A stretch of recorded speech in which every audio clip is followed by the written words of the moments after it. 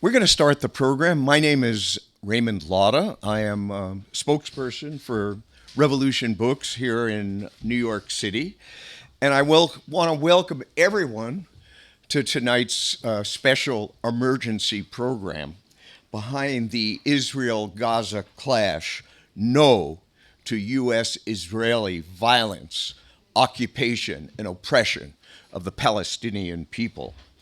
You're here at Revolution Books. I see new faces, and I want to welcome all the new people here. You're here at a bookstore that is about the world for a radically different world, a bookstore where the whole world comes first. And this bookstore's beating heart is the work and leadership of Bob Avakian, who has developed a whole new framework for human emancipation called the New Communism. And he has developed the method and approach, the vision, and the strategy to make truly liberating revolution in today's world. And this world cries out for revolution.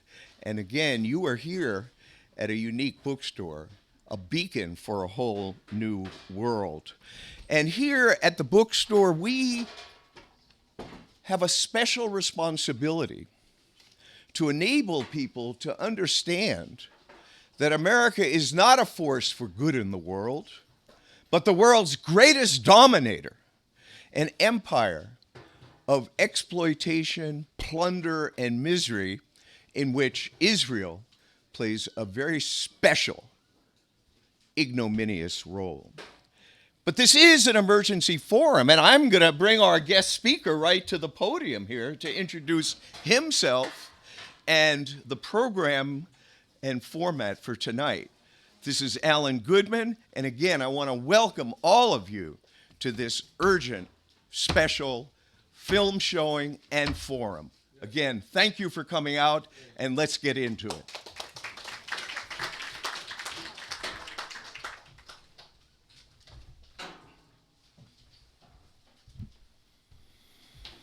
Okay, welcome everybody. Time is tight. We're going to have a tight, focused, and very important discussion and engagement tonight.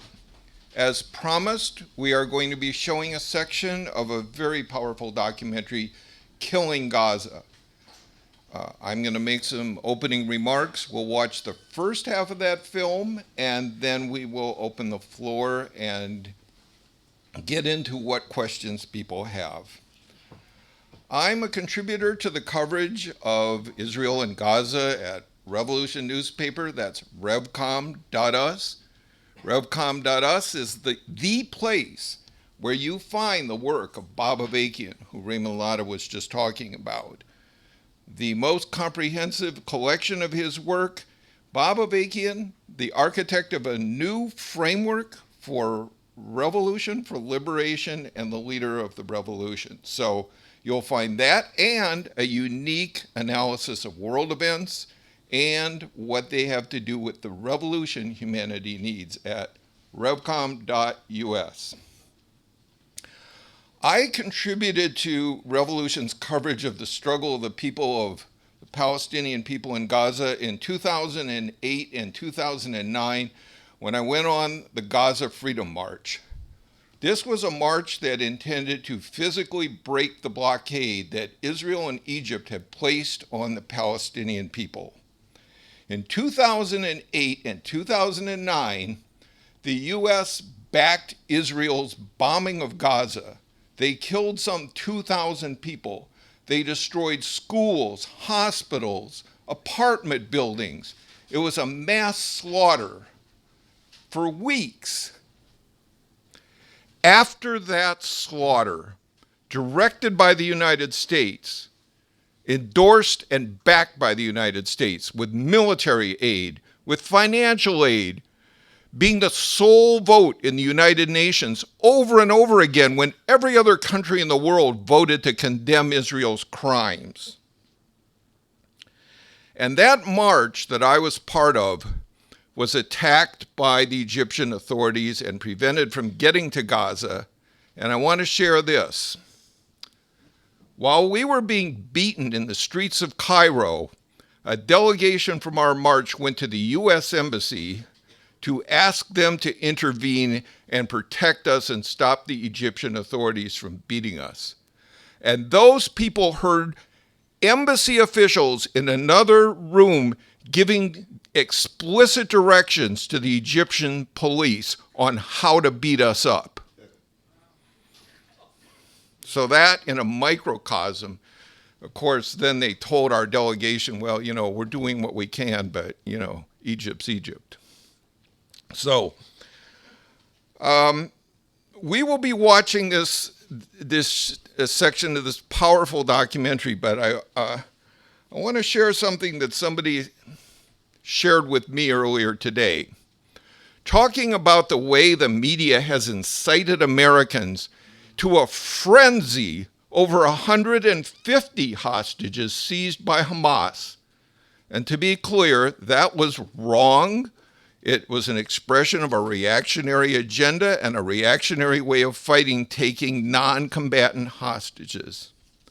But you're going wild about that, and you're ignoring 2.25 million people in Gaza who are being held hostage right now, who have had their homes destroyed, whose hospitals destroyed, places of worship destroyed, living in wreckage, and you have cut off water, food, medical care, fuel, electricity for hospitals?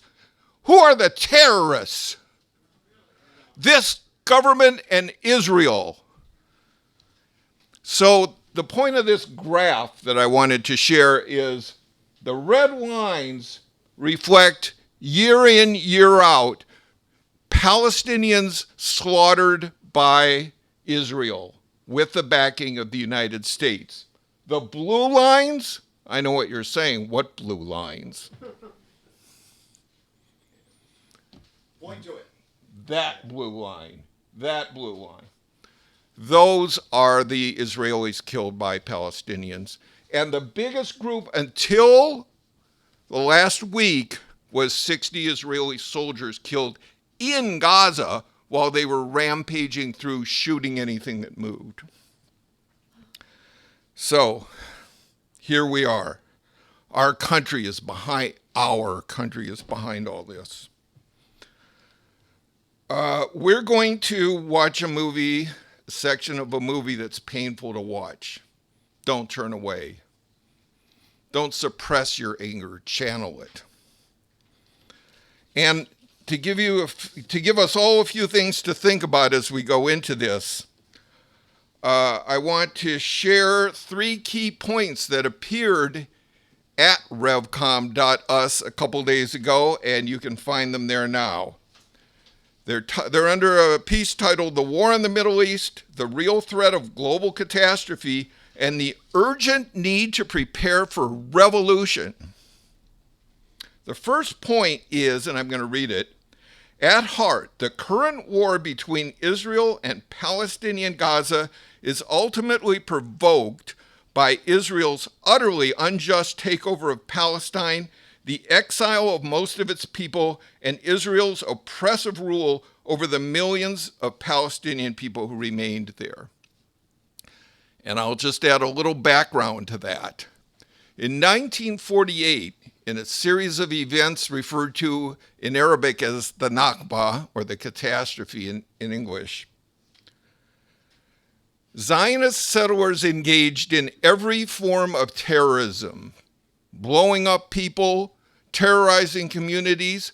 They used rape as a weapon of war. Yes, this is documented in official documents that the leaders of the Nakba documented. We have a resource page at Revolution newspaper. You'll find it. It's a special issue of Revolution on Israel that has documentation from first-hand sources, Israeli sources, who documented these crimes. 1 million Palestinians were driven from their home and their homeland.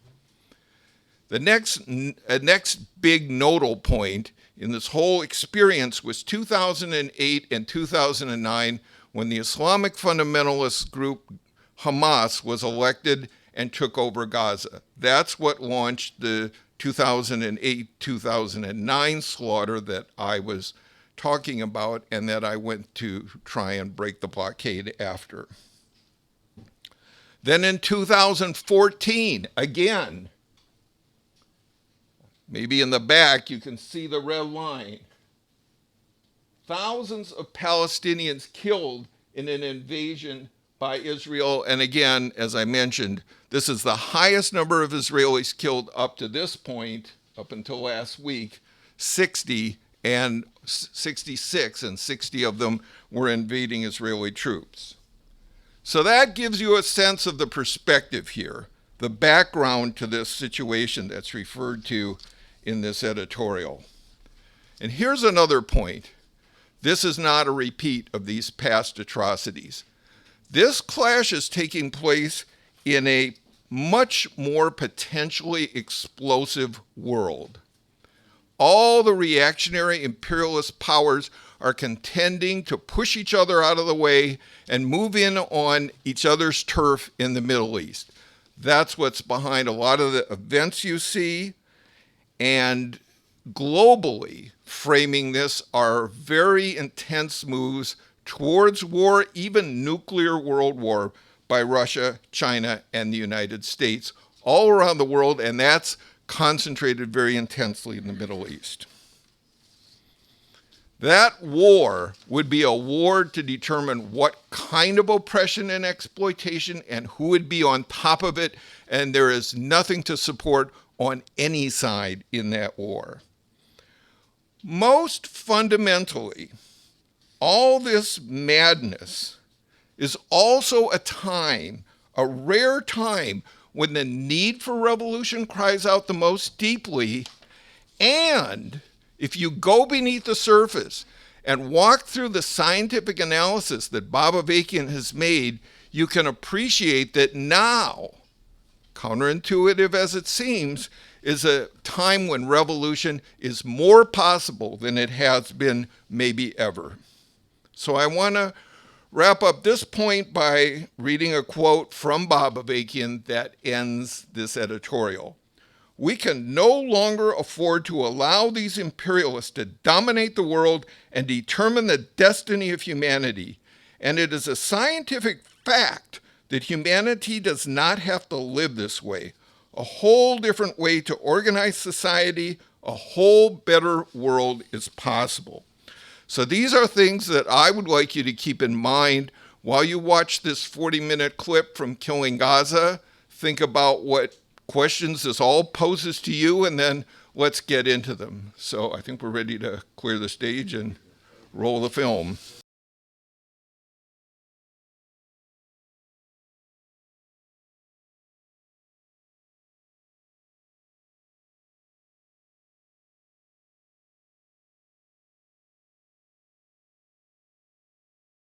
Okay, so on one level, what more do you need to know to understand who the difference between right and wrong and what's going on right now? By all accounts, the slaughter going on right now in Gaza is much worse than what we just saw in the aftermath of 2014. You saw the nature of the Israeli military. You saw the defiance of the Palestinian people who refused to be wiped off the face of the earth. You saw the scale and scope of the destruction in 2014, and again, by all accounts, what's going on now is way worse. So on one level, that should be all anyone needs to know, but the world is complicated, and there are things that we need to get into, and we want to hear and engage. What are you running into here?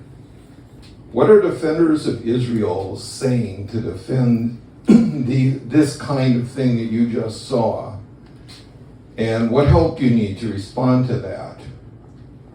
How does all this fit into the clash of rival imperialist powers in the Middle East?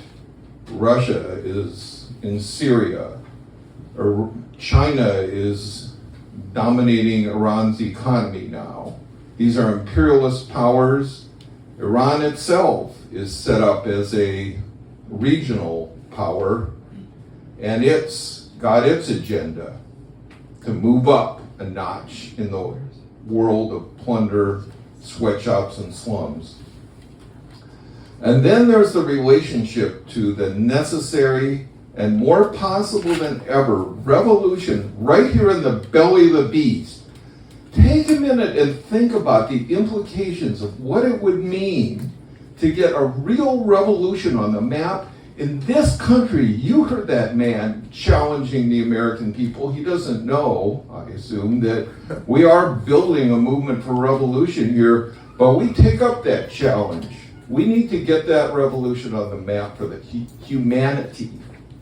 These are the stakes of things. So there's a lot to get into here. Do you want to say anything else, or should we kick things open? No, let's see a show of hands. I'm on, right? Yeah. Yeah, so let's see a show of hands. I just want to get a sense of how many people have questions, comments, and then we'll call on you. And Alan is here, and I may join the discussion. So let me see questions, comments. One back there. Yeah, go. And wait for the mic to reach you.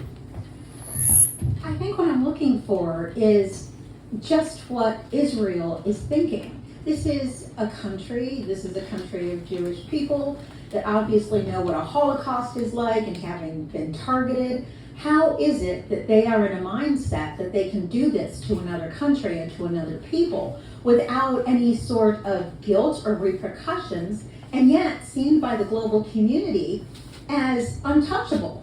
That, and I have no problem with Jewish people, but, they're Jewish. It's okay. It's Israel. It's okay, but it's not okay. Clearly, as we've seen, and we've been seeing for decades, they have been, people in Palestine, from what I understand, they have been living in an apartheid system for decades. How is this okay? When did somebody make this okay, and what can we do? Obviously, the U.S. isn't going to do anything because we suck, but what can we possibly do? And what are my answers when people say, how can you support Palestine? Because I do. Well, I can speak to that in different ways, but I'll start with personal experience because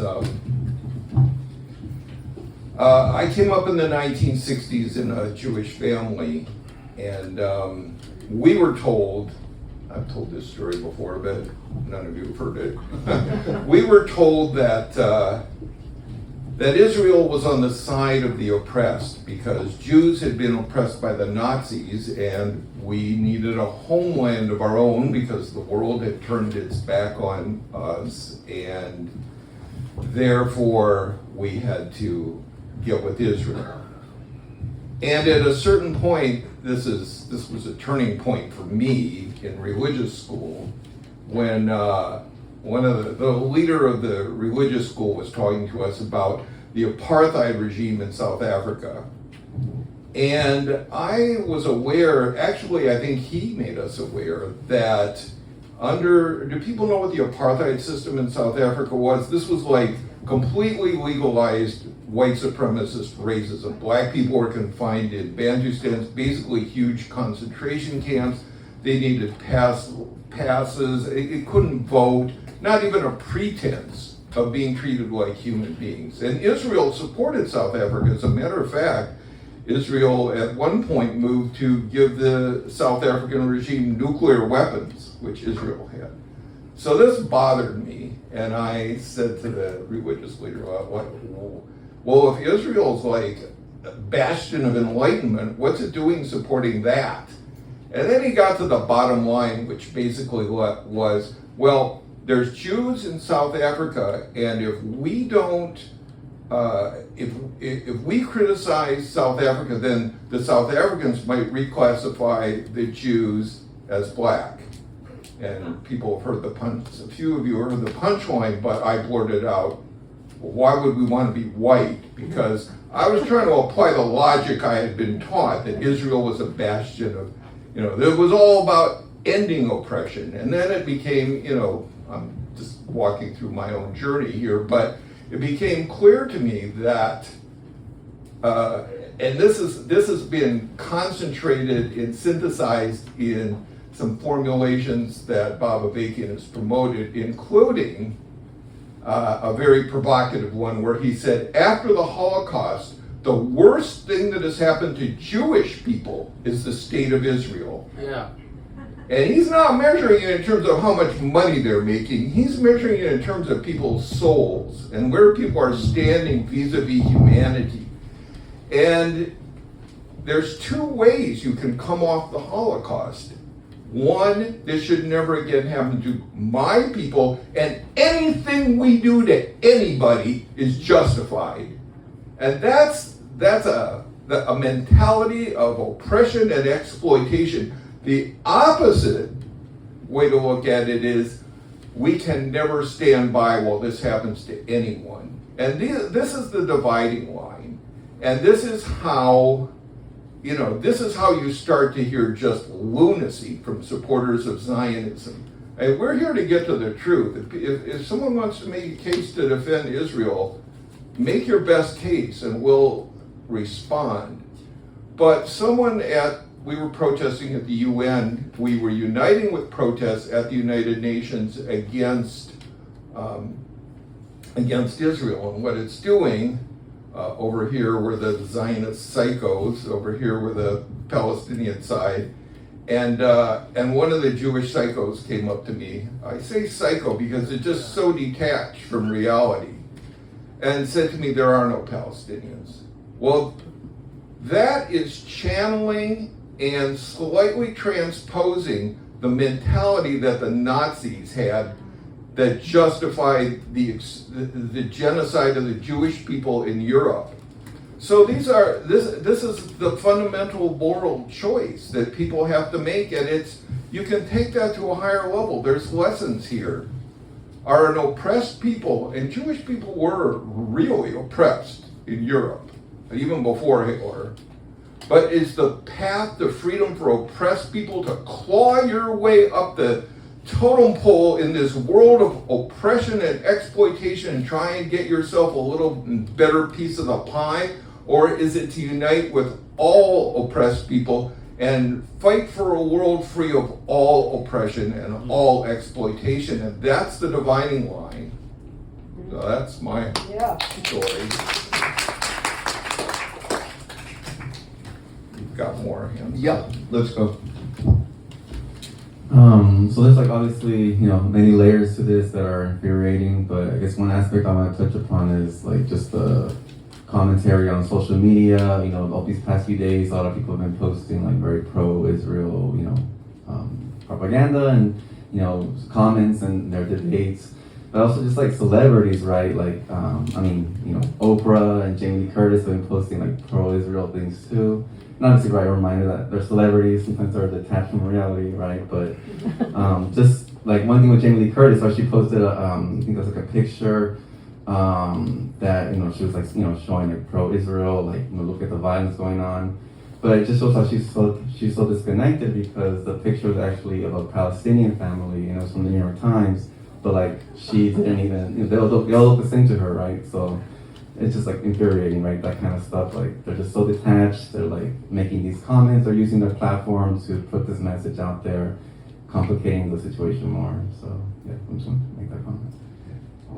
Well, not only did she get it wrong, consciously, probably unconsciously on that photo, but we ran an article in Revolution at revcom.us. Yeah, I gotta focus on this one, then we'll get to the next one. We ran an exposure. The New York Times itself ran an article that insinuating, it was not just insinuating, a headline saying, Gaza bombards Israel, showed a bunch of destruction, and only when you read the caption, which was below the fold if you're scrolling down the page, did they say, oh, by the way, that was an Israeli missile that was aimed at Gaza. So there is systematic lying to people. But there's also the fact that Now we get to a point that Bob Avakian's made many times. He got it from someone, but he's dug into it.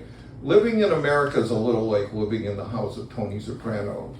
You know all those goodies come from some bad shit, and you don't want to know too much about it. And when Tony comes home, you take that, whatever it is, color TV, golf cart, or whatever, and you don't ask too many questions. And when Tony says these other people are messing with us and we got to stop them, you know, I don't want to know too much about it. You know, okay, if you say so. And Israel plays a very particular role as an enforcer for the empire that the United States sits atop. An empire, sweatshops in Bangladesh, child miners in Democratic Republic of Congo, of plantation workers in Central America. And Israel, actually, we, at our special issue on Israel, we have a map of all the places in the world. South Africa, which I mentioned, Guatemala, Israel was central in the slaughter of tens of thousands of indigenous people to prevent the spread of communism, meaning the spread of Russian influence in Central America. So it's part of a package, and the world that Americans have accustomed themselves to, the standard of living, and yes, even the right to gripe a little bit. Oh, you know, they don't have the right to gripe over there, we do.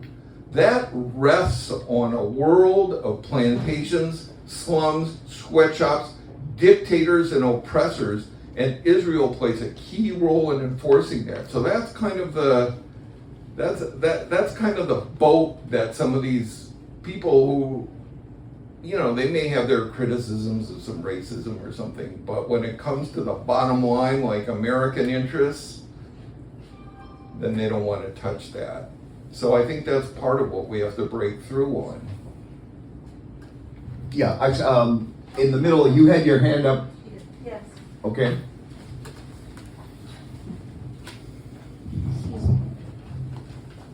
I'm not saying it's all right or that it's good, but the vast majority of people in our country don't know when Israel commits atrocities.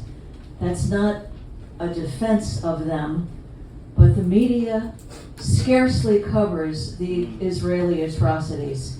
What the Palestinians do when they counterattack is always covered in as much detail as in the movie we just saw. But I can't think of one news outlet that Americans respect that ever show anything like that. And I'm even going to go so far as to say that the majority, well, maybe not the majority, but many Israelis don't even know. Sort of like the way it was for us here in Vietnam. Would our newspapers ever say what our troops were doing? We had to wait until those young men came back and started talking before most Americans could even believe it. That's enough for me to say. Yeah. Alan was emphasizing that Israel plays a particular geostrategic role in the U.S. empire. Israel is the single largest recipient of military aid from the United States, averaging over $3 billion a year. Israel receives the most advanced technology from the United States. And there's a phrase that it's QME, this is Pentagon talk. Israel has to have a qualitative military edge. And that has spawned a defense industry in Israel that serves the larger interests of U.S. imperialism. And what the U.S. does, it has propped up a watchdog, an attack dog for its interests in the Middle East. So there's the economic aid and principally the military aid, but there's something else which speaks to your point, which is that the U.S. legitimizes and justifies what Israel does in the world. It does it in the UN. It does it through its international agencies and channels and through the media. and it brainwashes people in the United States. So we have to see that this is all part of a larger calculus on the part of US imperialism. And Israel plays this role. One, it has attacked regimes, countries in the area. Israel is situated in the oil-rich Middle East, right? And it is, as Alan said, provided aid and assistance for US counterinsurgency, counter-revolution throughout the world. So part of how it's propped up is through, you know, the legitimization of Israel. And what we have here is we haven't gotten into the history of this, but, you know, we'll have more discussion, and come to this bookstore. You know, we have books, but, you know, this is Zionism, right? And those, you were asking about the whole, you know, what had happened to the Jewish people, and Alan walked through that. Zionism is a political project that has always allied itself with colonialism and imperialism. First the British, the Balfour Declaration, and fast forward to the present time. So there is a Zionist project that rests on this principle of exclusionary Jewish state, and B, a special relationship to colonialism, imperialist sponsors. So that's how we can understand, you know, why the storyline is what the storyline is, because this state of Israel plays, you know, that role. And it can only play that role on the basis of dispossessing the people that occupy, you know, the land of what is current day Israel and occupied Palestine. And that has required a certain, you know, fiction. I mean, it is true. Golda Meir, one of the celebrated prime ministers of Israel, you know, said there's no such thing as the Palestinian people. They're Arabs, but there's no such thing. I mean, they uprooted a people. They drove out, you know, about 800,000 people from their homeland in 1948, and then they erased them culturally, ideologically, and they didn't, you know. But those people didn't vanish. They were subjected to this apartheid regime. Couldn't move. You know, they cannot move freely. Right? There are checkpoints. We had a book here called The Architecture of Occupation, right? Which is about the walls and the barriers. You cannot, you know, there are films that we'll show here. You know, I hope that we can have more film shows.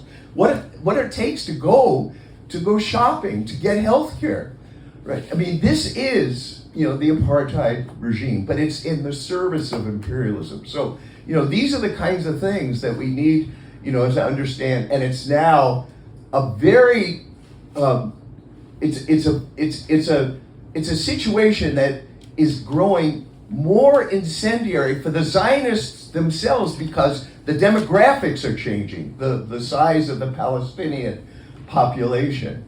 And, you know, this is all part of the picture that's now interacting, as Alan was saying, with great power rivalry in the region.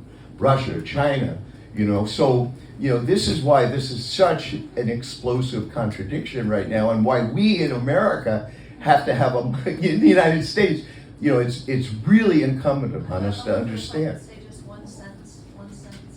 Yeah. I heard an Israeli soldier testify about what he had been asked to do, crying, when I was a secretary of the School of Social Work. Somehow we should encourage them, just the way we did with our Vietnam veterans, to talk. Yeah, I want to just quickly, I know we really want to get to everybody, but these are really deep questions. I want to respond to kind of the frustration dimension of what you raised. How do we break through? And I would say we break through by starting with and coming from the need for total revolution here and everywhere in the world. And on that basis, just posing the stakes to people, humanity needs to get free. Where does the US-Israel relationship fall out in that?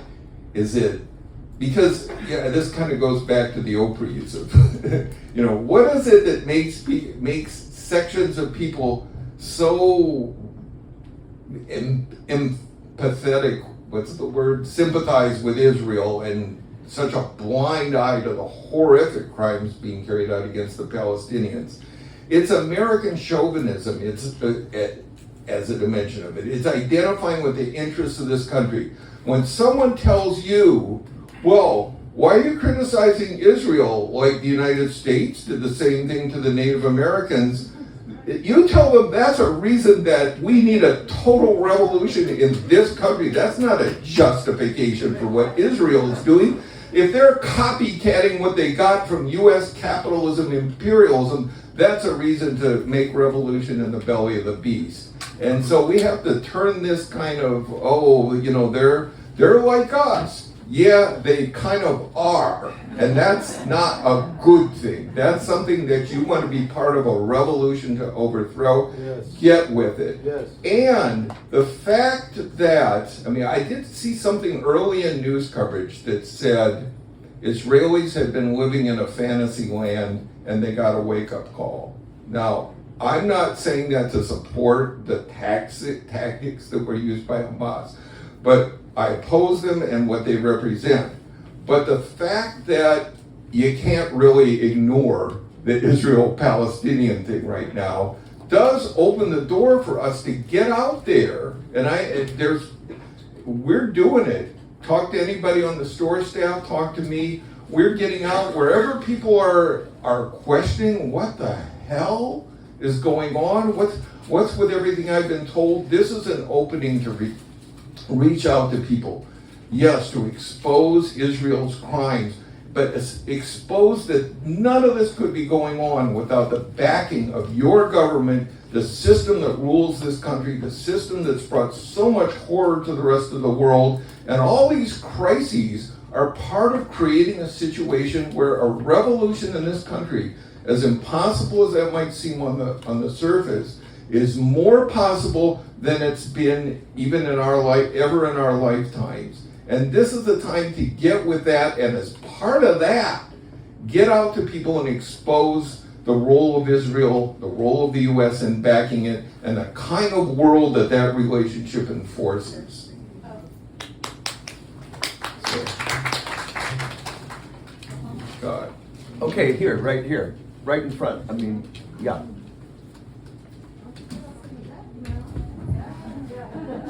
And then go back. Have you thought of how to distribute this film to a larger audience? Because ignorance is what we're dealing with. Well, I'll just say very briefly, you can find this film easily on YouTube. Vimeo. Yes.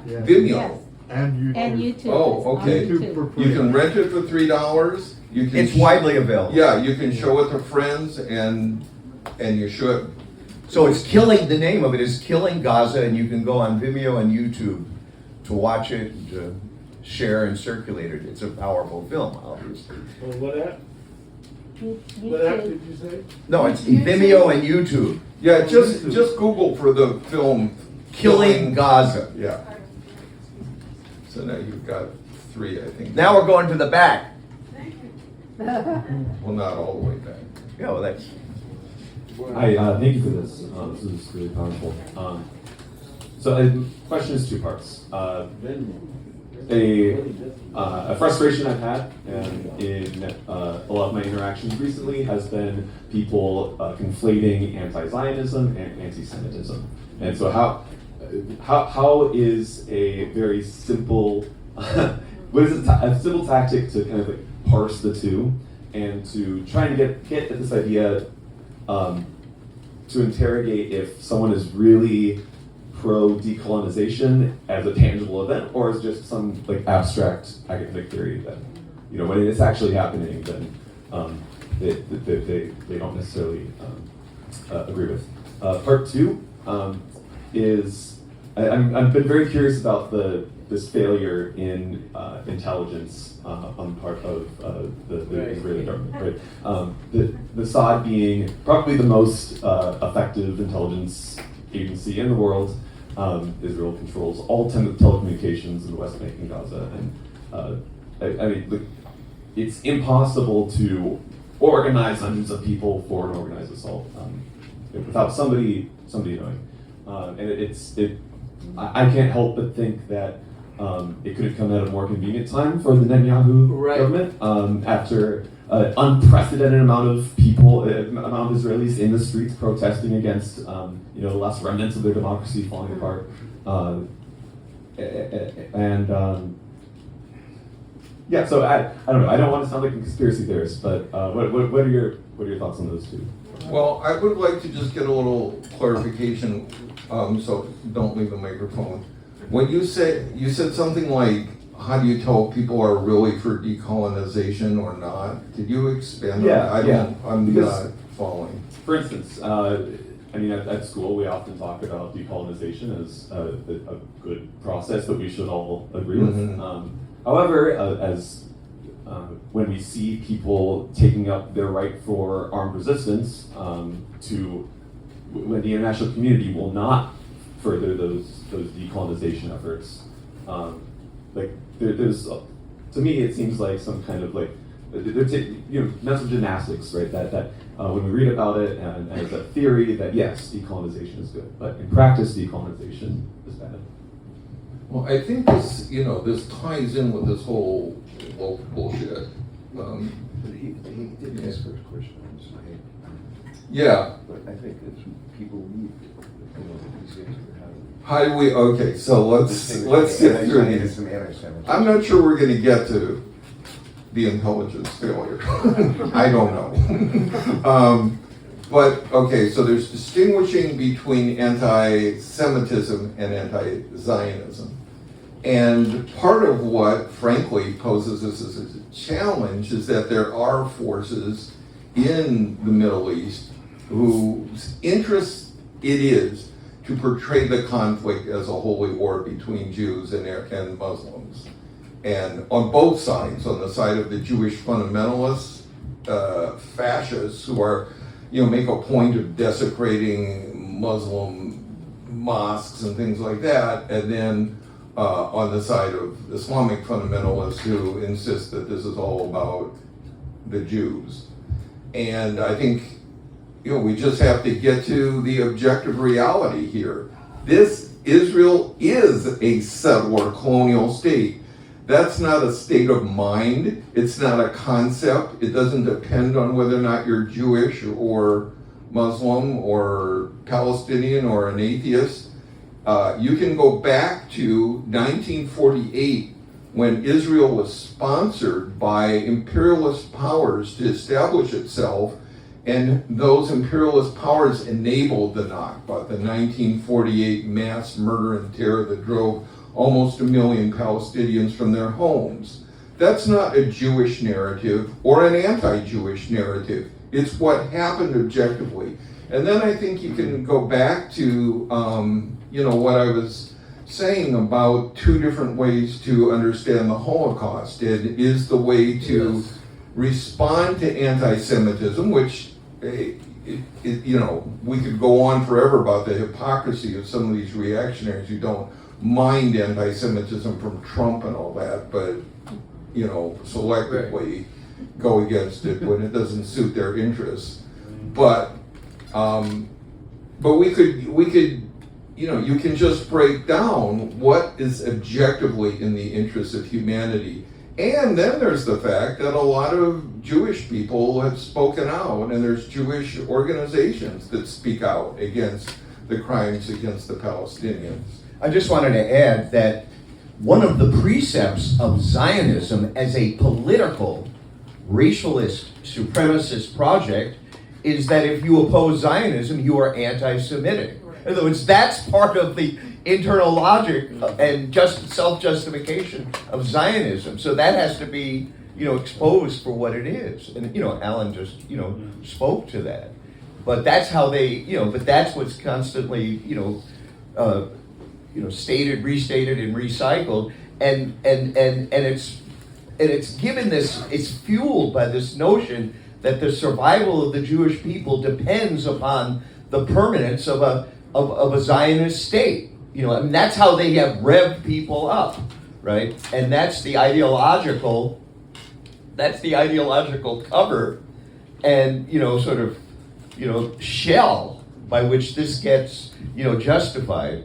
And, in Israel, I mean, it's, there are Jewish people who, I mean, as Alan was saying, who oppose this Zionist, this Zionist project, but people have been acculturated, especially in this country, of the, with this notion that there's an identity between Zionism as a political, ideological, I'm going to keep emphasizing, a racialist project, with the survival of the Jewish people. So that just has to be taken on, and called out for what it is. And here in the United States, that's a very explosive question to get into. And of course, anti-Semites, fucking right-wing religious fundamentalists who are completely anti-Semitic, support Israel as a Zionist project. Yes. Donald Trump, a genocidal racist, fucking anti-Semite, he insisted on opening the U.S. Embassy in Jerusalem, right? And he's criticizing, Obama for being weak on supporting Israel. So there is a marriage. It's a marriage of convenience between U.S. imperialism and the preservation of the Zionist project. And it's kind of interesting and important that these, that the Jerry Falwells and the Pat Robertsons are among the biggest champions of Zionism. And these motherfuckers are anti-Semitic. Just to underscore that this is the geostrategic character of this. Yeah. Okay, let's keep moving. Really good questions. You've got two more hands in the back row. One. Yeah. In the back row next to the speaker. Yeah. Oh. Okay, thank you. Okay. Unfortunately, I have been to, when I was ignorant, I had been to Palestine, but at that time when I went, I thought it was Israel, okay, back in the days. Yeah. And when I went there, the ones who were there for us, because I went as a Christian, going to see all this Christianity stuff, right? It was the Muslims, the Arabs, the Palestinians who were there for us, not the Jewish people there. And they also had a problem with the Ethiopian Jews there. So I am here to say that I have been demonstrating and supporting Palestine for many years, and I'm glad to say that the ones who have our back and are here for us, or right here in the U.S. of ass, right? Yeah, I made that up. Feel free to use it. Okay? They have been the Orthodox Jews, quite a very much number of them. So the thing is, what we need to do is come together with everybody. I don't care if you're a Christian, I don't care if you're Jewish, I don't care if you're whatever, socialist, anything. We need to come together. And that's what we need to do. And unfortunately, it's really hard to bring that about here in the good old U.S. of what? Ass.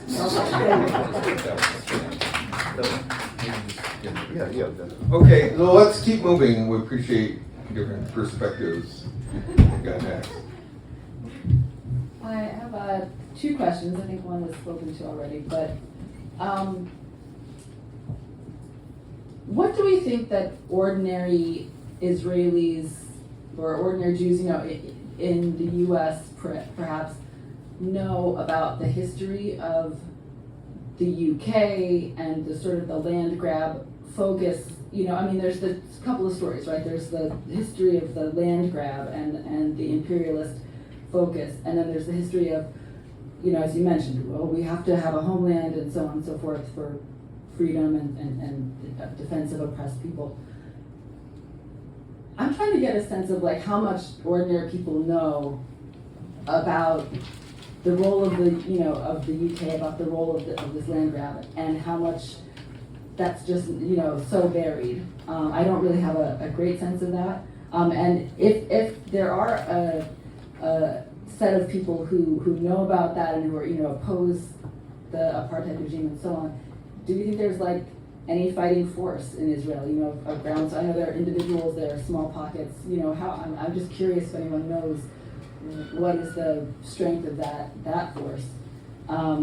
Yeah, and then I just had a similar question about, like, is there anything that's come to light about maybe Israel, being aware of sort of this potential attack or using that as, even fomenting that as a justification for the kind of deadly force they're using, if anything? Well, those are a couple important questions. I think it might be worthwhile to note that within Israel, I think people follow the news know this, there have been some of the most massive determined protests against the Netanyahu government in Israel's history. And the Israelis are very sharply divided.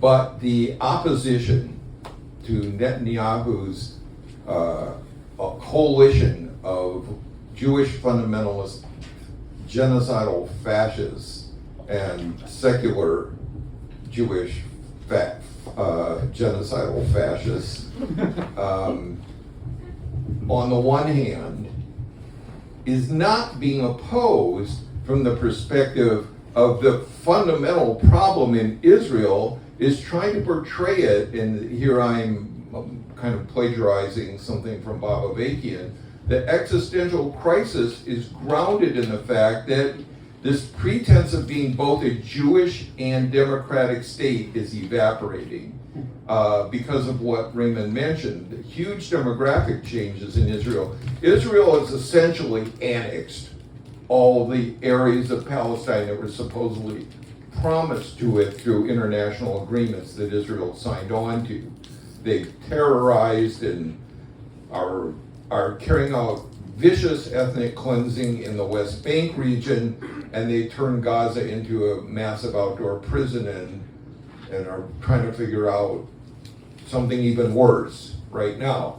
So if you took all the people, getting back to the apartheid analogy, and it's not just an analogy, South Africa had a problem under apartheid that the whole world could just see openly what they were about. And Israel has tried to portray itself as both Jewish and democratic. That untenable illusion is getting torn up.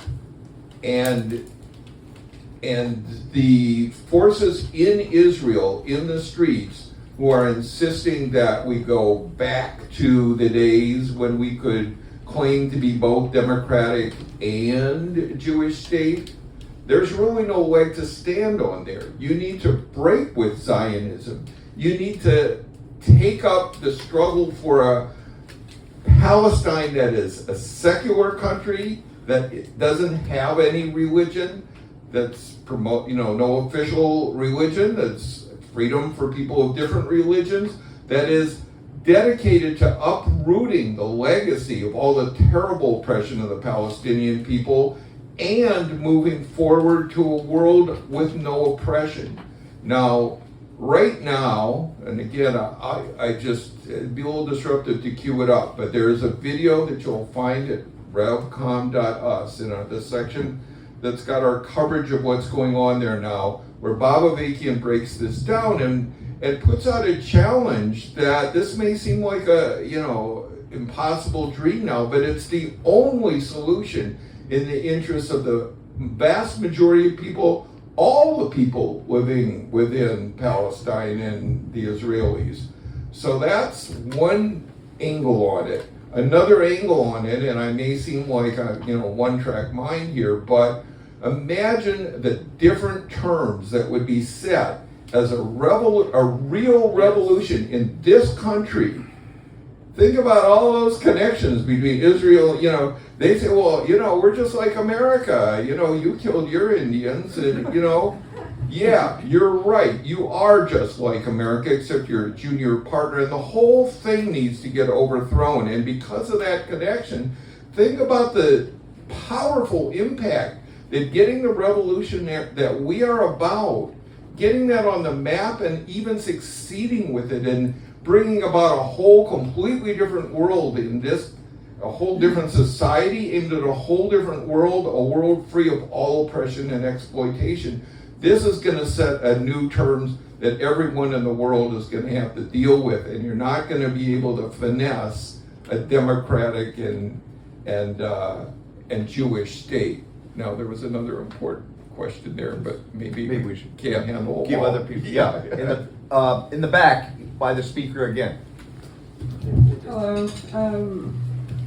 I kind of had, so I know we were, I guess, talking about possible responses to common challenges. So my, I guess, first, maybe brainstorm of a challenge that is common to receive is, we're not really dealing with people who are necessarily pro-Palestine or people who are pro-Israel. We're really kind of fighting against confusion. And like, that's the thing that I encounter the most. Like, this whole situation is so confusing. I'm just gonna, bury my head in the sand. It's so hard to think about. And I'm wondering, like, how can we deal with that attitude, especially knowing that people are functionally illiterate. People don't have time. People don't, they don't understand history. If I had 5 minutes to talk to this about, how do I explain this at the most basic level to get somebody to understand and to care. And then my second, I guess, kind of common, maybe not so common, but I often travel and I run into Israelis or I run into people who, have done Birthright Israel, and it's very awkward to say the least because, they're saying like, oh, hello, I'm this and this, and I'm like, oh, well, how do you feel about Palestine? How do you, oh, have you been, or what do you think? And I don't want to be the one who's like messing the party up. So, how can we navigate that type of situation in a way that is, firm, but also like not weird? Well, first of all, we need to mess the party up. Yes. It's a sick ass party, and then we have facts. One thing we have going for us now, amidst all the horrible things that are going on, is that people are being shaken out of their sleepwalking, and it's time to have those awkward conversations now. Okay, there's a generation gap here, but some of us in this room were, the obnoxious teenagers who ruined Passover dinners by saying, what about the fucking Palestinians? What's there to celebrate about freedom? And you know what? Some of the old people listen to us. Okay.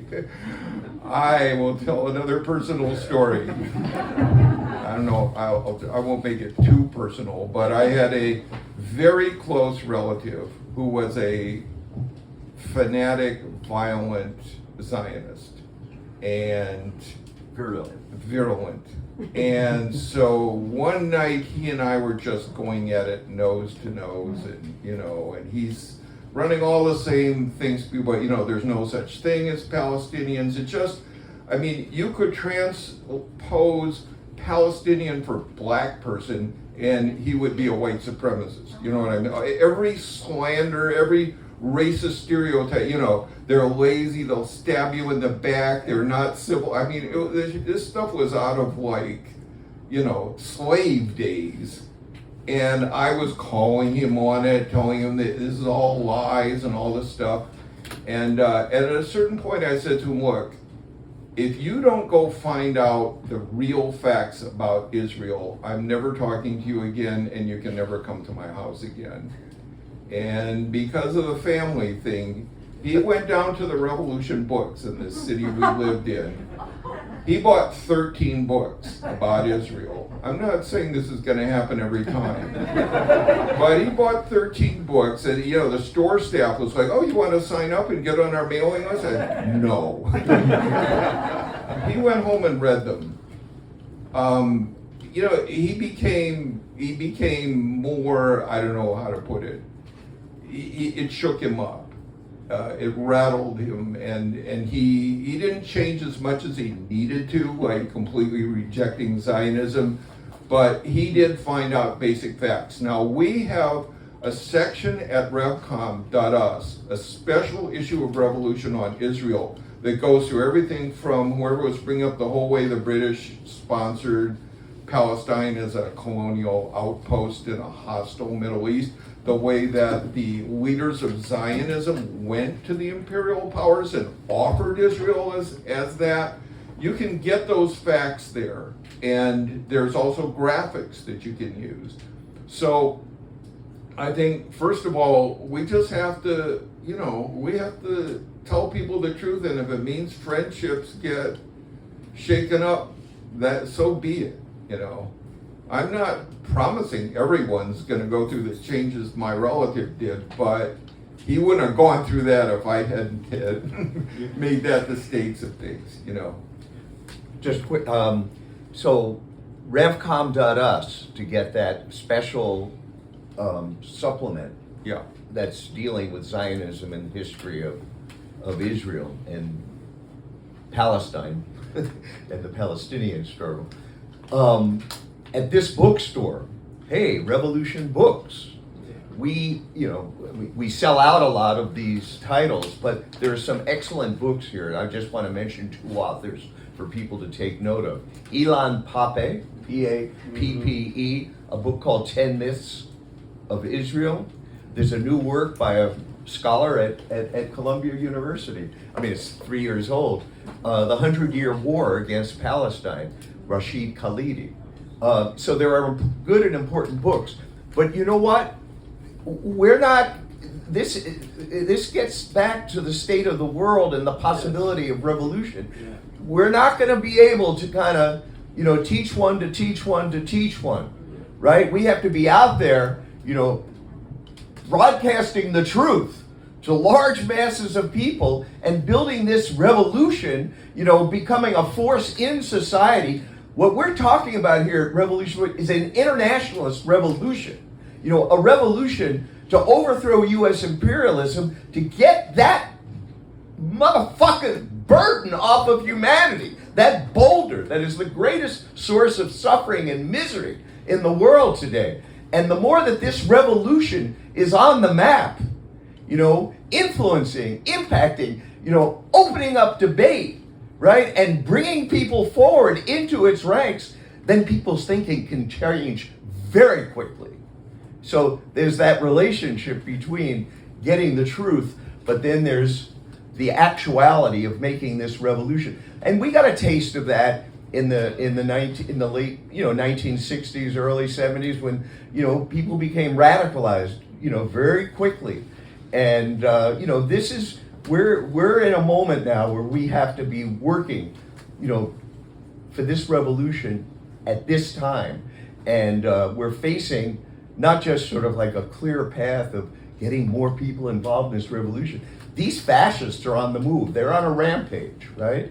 And this is a very dangerous moment for humanity, but also, as Alan has been emphasizing, a moment that we can seize because of these crises, because the divisions and splits among the U.S. rulers, to make revolution. So, there are the resources at this store, the resource of that special supplement and other articles and coverage, programs at this store. Okay, so I think we're going to call the program to an end formally, and people can hang around, talk, and look at the books, talk with our staff, and donate. That's it, and we welcome you back for the next events. Get on the mailing list, and have a good night.